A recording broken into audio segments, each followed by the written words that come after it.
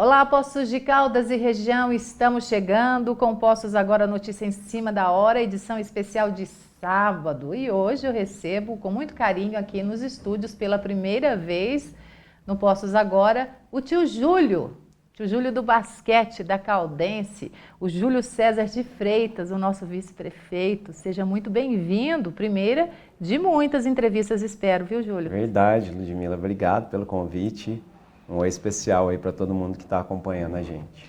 Bom, vamos lá, vamos saber um pouquinho, porque o programa de sábado ele é um pouco diferenciado. Então a gente meio que fala um pouquinho da vida pública, mas também da vida particular. A gente tenta descobrir algumas coisitas. A gente sabe que o Júlio vem do esporte, Sim.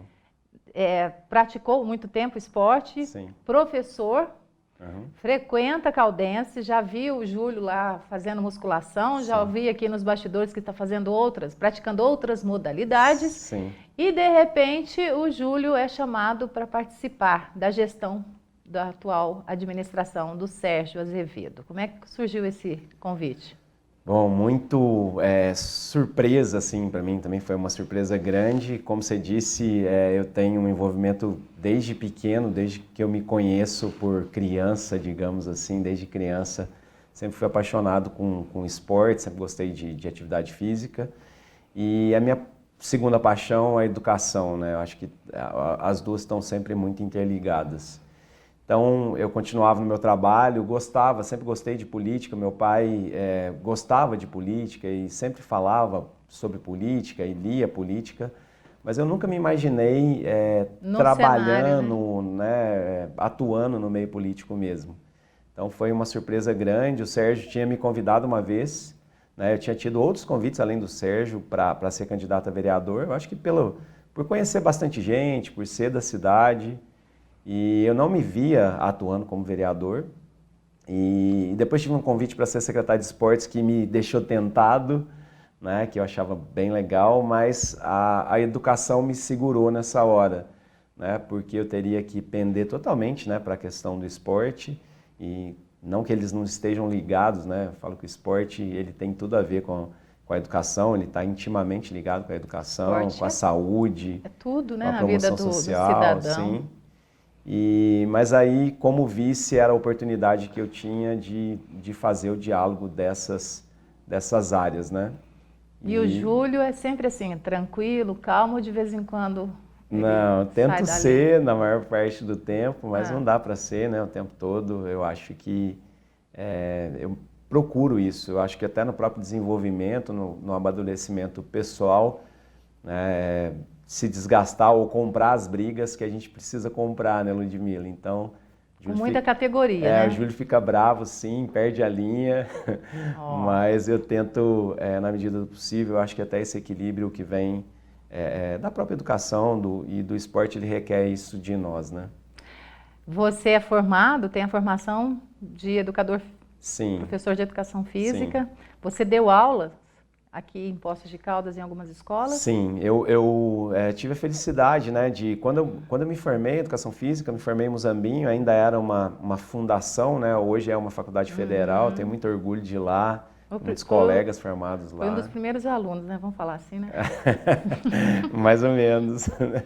Foi na transição ali da fundação para a faculdade federal. E aí, quando eu comecei a fazer a faculdade, você podia, naquela época, já começar a trabalhar. Diferentemente de hoje, que você só pode fazer estágio, né? Naquela época você pedia uma autorização e começava a trabalhar. Então eu comecei na creche Escola Crescimento, no comecinho lá. Foi um período que eu aprendi muito, tenho muito carinho por todos daquela época ali, daquele caminho. E tive a oportunidade de trabalhar em várias escolas municipais, substituindo, estaduais, né? Trabalhei em escolas particulares, né? Ainda estou no Colégio Pelicano, né? 28 anos lá no Colégio Pelicano. E como é que os alunos, assim, te encaram agora dessa forma? Porque tio Júlio continua sendo tio Júlio, Sim. do esporte. Agora o tio Júlio virou vice-prefeito. Como é que eles entenderam ou continuam entendendo esse universo? Foi assim, foi um pouco diferente, mais diferente, digamos assim, pela questão da pandemia, né? Que nós estávamos online, então a gente estava entre aspas, mais distantes, né? Mas é interessante a reação de cada um deles, até porque eu trabalhava, né, na época que eu me desvinculei da maior parte das aulas, de 7 a adultos, né? Hoje eu continuo com adultos ainda, que é o curso profissionalizante, digamos que seria o magistério, o curso normal. E aí cada grupo reage de uma forma, né? As crianças são sempre as crianças, né? Então, crianças, elas são boas porque elas são sinceras. Sim. Não tem jeito de esconder. Sim, bem isso Isso é mesmo. muito legal. Muito. A sinceridade. Gosta, não gosta, não adianta agradar que não vai conseguir nada. E tem cobrança? Tem sempre, né?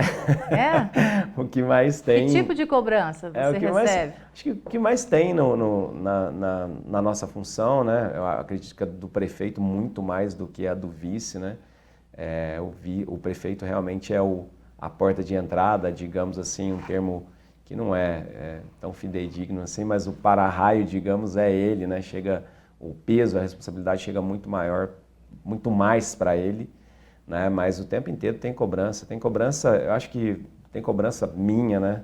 A minha cobrança sempre é mais dura do que a cobrança do outro, mas as demandas, digamos assim, que são naturais do dia a dia, já faz parte do processo, né? Você já espera uma reforma de creche, de escola, uma operação tapa-buraco, cortar mato, enfim, essas demandas da cidade.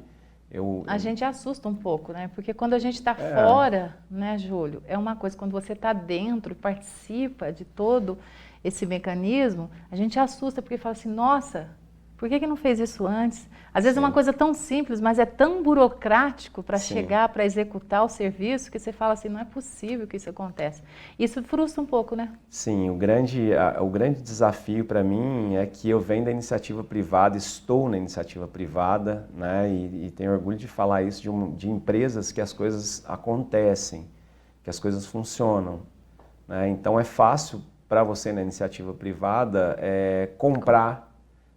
Você escolhe lá 3 orçamentos, você achou o mais barato, é viável, né? E a máquina pública, ela é mais engessada, né? Ela demora mais, então, sabe, isso estranha, sabe, muitas vezes. Mas você também, eu posso dizer que hoje tem aprendido a acelerar isso, deixar as coisas menos morosas, né? Seguem burocráticas, não tem como ser, digamos, fugir do processo, e nem deve, né? O processo tem que ser cada vez mais transparente, cada vez mais auditável, isso é uma preocupação sempre, e a gente tem que reforçar isso, mas por outro lado você consegue prever, né? Então essa questão de manutenção mesmo, nós comentávamos aqui até em off, né? Agora a gente vai falar aqui. Não dá para a gente deixar as coisas acumularem, como a gente tem pagado o preço por isso. E a gente tem bons ginásios poliesportivos aqui que dá vergonha, gente, que a gente passa nos lugares abandonados, faltando manutenção, com lugares, a estrutura física comprometida, mato alto. Então, assim, eu fico pensando, por que deixa chegar nesse ponto?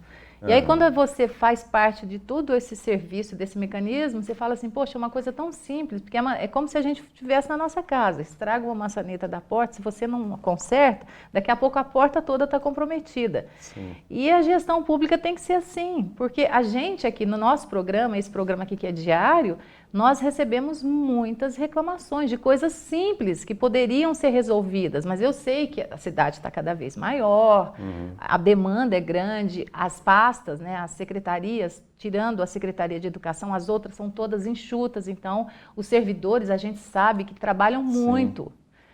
Principalmente do esporte, que eu tenho assim, uma grande admiração por todos os profissionais que atuam lá, porque eu sei o esforço que eles fazem diariamente, o pessoal da cultura. Então a gente acompanha o trabalho deles e a gente sabe que não é fácil.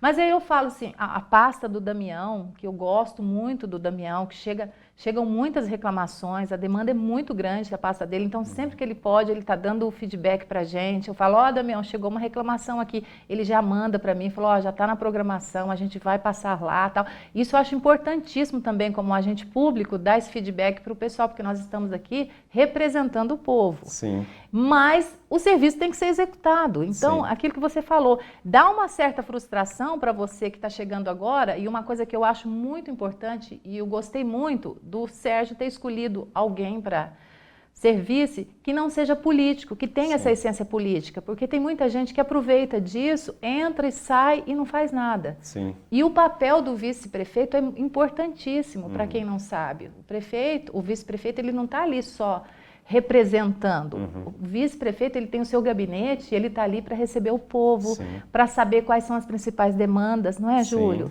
As pessoas não têm noção. Então, assim, o Júlio está lá na prefeitura para receber você, para ouvir a sua demanda. Sim. Então, e aí você acaba visitando os locais, conhecendo um pouco mais a cidade, sabendo quais são as principais reclamações e o que pode ser feito com mais urgência. Com certeza. Com certeza. Já me perguntaram, Ludmila, se eu trabalhava todos os dias, se eu precisava ir para a prefeitura todos os dias. Então, algumas pessoas pensam no vice único exclusivamente como substituto eventual do prefeito, isso, né? Então, como uma figura que está ali aqui, em stand-by ali. Né? E, na verdade, o que a gente tem que combater o tempo inteiro, e ficou bem forte nessa tua fala, e é o que a gente tem que fazer, é que todos que estão dentro do governo precisam entregar o seu melhor, porque a gente recebe por isso. Exatamente, né? precisam e trabalhar. Você se colocou à disposição disso. Então, assim, é o que eu tenho buscado fazer, além de ser a ponte, como você disse, mais próxima, digamos, da população e do prefeito, também ser o elo de ligação com os secretários. Né? Até te agradeço aí pelas palavras e endossar uma das coisas que eu percebi, uma das coisas que eu reconheço, que eu me orgulho de ter a equipe de secretários que a gente tem. Então, a gente tem, principalmente os secretários, assim, um trabalho que começa madrugada, né, final de semana, não tem horário. Então, assim, as pessoas muitas vezes têm impressões, né, até coerentes por vários casos que a gente já viu, né, e infelizmente que a política brasileira já produziram, de funcionário público, de políticos, de cargos de confiança, ser cabide de emprego. Mas, assim, quem convive com o Damião, por exemplo, né? Quem convive ali com a secretaria... O Damião é uma pessoa que veio do povo, então ele sabe das nossas necessidades. Sim. Você veio do povo também, então você nós sabe. Somos povo ainda, então, né? Mas é interessante isso porque em gestões passadas, os nossos representantes, eles vêm mais de uma sociedade mais elite, né? Que eu sei que a gente tem muitos que acompanham o dia a dia do trabalhador, tudo, mas essa questão do Sérgio puxar alguns elementos que venham da sociedade, que acompanham o dia a dia, que estão ali participando da comunidade, isso é importante. Muito. Porque assim consegue desenvolver um trabalho bem feito. Perfeito. Além do Damião, tem outros, tem o Pelezinho, que eu gosto muito, o Donizete também, que sempre que eu venho aqui, ele sempre traz novidade para mim, eu gosto muito. Então, assim, tem muitos, não dá para citar todos aqui, mas eu fico muito feliz, porque são pessoas que eu conheço e sei da idoneidade, sei do trabalho, do comprometimento do serviço. Na metáfora esporte e vida pública, né, a gente sempre usa que pode faltar tudo, não pode faltar esforço, não pode faltar entrega, não pode faltar dedicação. Correr atrás, né? Pelo menos eu tentei, né? Eu acho que a gente sempre fala, quem pratica aí o futebol, principalmente o basquete, né, fala, olha, o handebol não, correr não pode deixar, ou seja, suar, se dedicar, né, mostrar gana, vontade. E o que você falou, né, eu acho que de uma forma geral, o que eu tenho de cultura também, né, que a gente percebe, Europa, Estados Unidos, né, os países envolvidos, o que é público é de todo mundo, né? Infelizmente no Brasil dá a impressão que o que é público não é de ninguém, né? Então, pior do que a gente não conseguir fazer a manutenção é muitas vezes os secretários, os servidores fazerem a manutenção e aquilo não ser conservado. Então, alguns casos de praças, alguns casos de reformas que é feito num dia, na mesma noite ou no dia seguinte, você tem vandalismo, você tem coisas quebradas, você tem... Então, assim, é preciso que... Eu falo que dentro da nossa casa todo mundo cuida, né? Todo mundo olha, todo mundo colabora. Né? Então, a cidade, ela não é do prefeito, né? Ela não é dos secretários. É preciso que a gente também... se veja dentro desse processo, né? Nos vejamos dentro disso. Ajude a fiscalizar. E até notificar, né? Muitas vezes chega demandas para a gente simples, né, que, como você disse, que ninguém falou, né? Então os canais aí, né, principalmente o eOuve, que é um canal de comunicação auditável, né, registrado ali, que a população precisa entrar ali e registrar, né? E isso é importante por quê? Porque também gera indicadores, né? Mostra o quanto que a população participa, o quanto que ela, sabe, muitas vezes rede social, né? As pessoas vão para a rede social e acham que aquilo é o melhor caminho, né? A gente fala... Já a gente vai falar sobre isso, porque o Sandrinho já está pulando ali na cadeira, porque eu vou falar que as redes sociais, elas foram implantadas, criadas para a gente ter, assim, um entretenimento, mas na realidade elas vieram para separar a nação. Nós vamos para o nosso intervalo, daqui a pouquinho eu volto. Tem sempre uma frase que eu gosto: mantenha-se interessado no que você faz, independente do que você esteja exercendo. Talvez não seja aquilo que você queira no momento, mas se você está ali, então faça o seu melhor. Eu volto já já.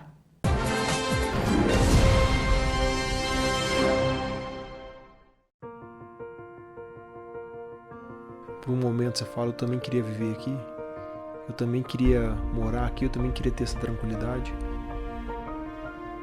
Sem contar os lugares, né, que a gente viu, os lugares que a gente viveu. Eu vi em Caldas lugares que eu jamais vou esquecer. As pessoas que moram em Caldas têm algo que é difícil se encontrar por aí. Eu tenho que confessar, Caldas me conquistou.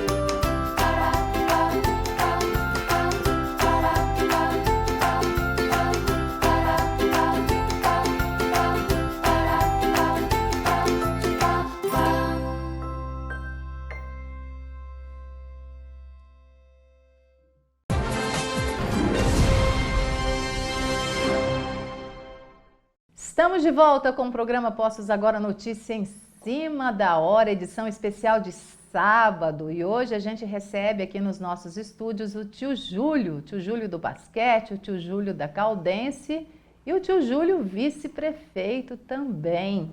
No primeiro bloco, né, deixei a pergunta para você responder agora sobre as redes sociais. Infelizmente, tem muita gente que aproveita das redes sociais para fazerem as suas reclamações. Eu vou dar um exemplo básico que acontece aqui no nosso programa. Então, por exemplo, estou ao vivo aqui, a pessoa manda um WhatsApp, uma mensagem dizendo assim: tá faltando água aqui no meu bairro. Um exemplo, lá na Zona Leste. Aí eu questiono a pessoa: mas você já ligou no DEMAI para saber o que está acontecendo? Não. Então as pessoas já, acho que é meio acomodismo, se é cultural, o que é. A gente sabe que tem aquelas pessoas sérias que buscam a gente, né, o meio de comunicação para a gente tentar resolver. E a gente, graças a Deus, consegue. Tem pessoas excelentes que trabalham em vários setores da prefeitura que já dão para a gente esse feedback. Mas tem gente que gosta de polemizar o negócio. Sim. Não é, Júlia? Eu disse no primeiro bloco que as redes sociais elas vieram para dividir a nação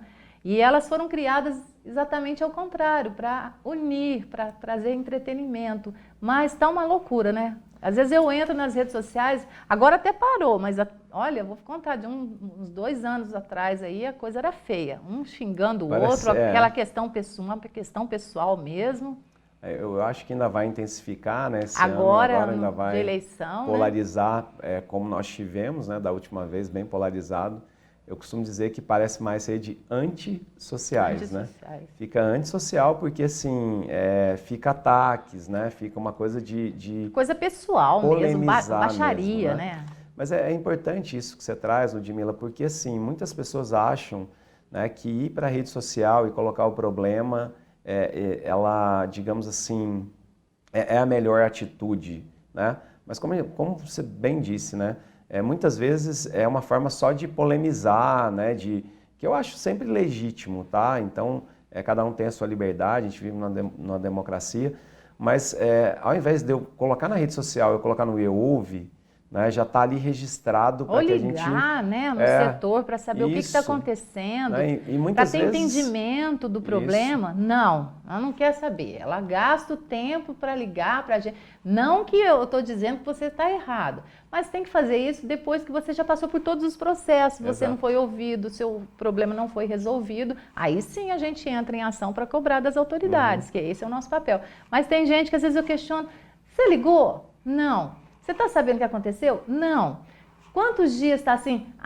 Começou hoje. Então, tipo assim, às vezes é um problema que tiveram que cortar a água por algum motivo, teve algum vazamento, algum cano estourou, e aí eles cortam a água assim por 2, 3 horas, mas aí a pessoa já quer fazer aquele alarde todo. Tá tão complicado ultimamente, né? É empatia, né, Ludmila? Se colocar no lugar do outro, entender o que está havendo, né? Como você disse, muitas vezes digamos, é uma necessidade que precisa ser feita e às vezes não foi feito ou não está sendo tratado porque não chegou, né? Então, é super importante saber usar das redes sociais, saber usar dos canais e, mais uma vez, né, todas as nossas secretarias, todos os nossos telefones, e-mails, o YouOuve, pessoalmente na prefeitura, né, a gente está à disposição para isso. Tudo funciona. Né? E ajuda muito, né? Então, quando você avisa, olha, está acontecendo isso no meu bairro, né? Para a gente é sempre muito bem-vindo, desde que seja uma coisa...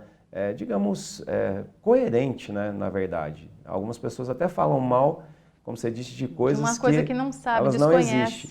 Vou te dar um exemplo. Tem pessoas que falam na rede social assim, os pontos turísticos estão abandonados, né?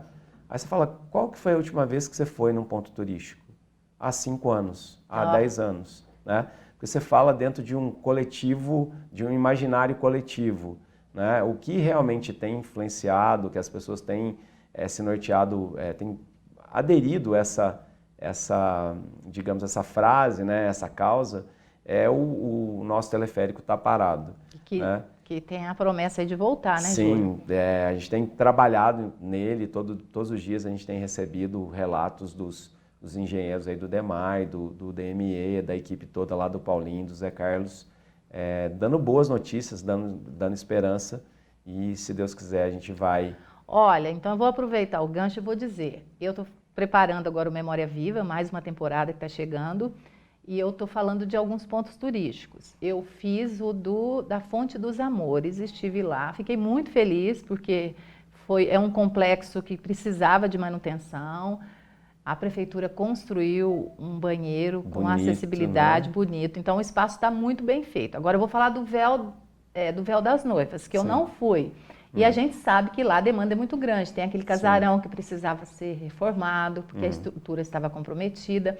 E uma das últimas vezes que eu fui fazer matéria lá, eu fiquei assustada. Muito mato alto. Então eu acredito, como você disse, que o local esteja pelo menos preservado, assim, nessa questão visualmente falando, né? Sim. Porque lá também é uma novela. Tem a questão dos artesãos que ocupam o espaço.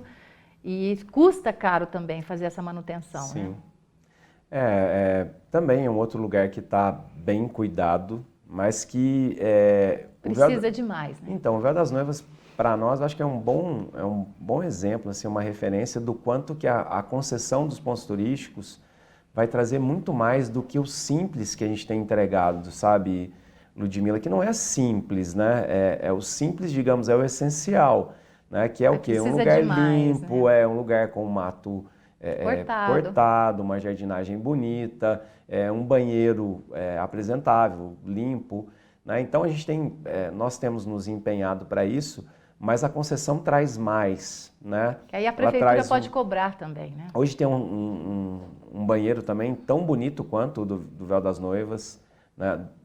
Da Fonte dos Amores, quer dizer, que foi feito lá, mas que também passa até despercebido, digamos assim, né? Pelo que você olha para o lugar e fala, olha, isso aqui pode ser muito mais do que é. Muito mais explorado. Então, esse é o nosso sonho, esse tem sido um trabalho que eu tenho feito, tenho participado de diálogos com interessados, com potenciais investidores. Você está acompanhando de perto muito, as negociações? Muito. E assim, o plano de turismo agora, ele vem também trazer um facilitador para nós.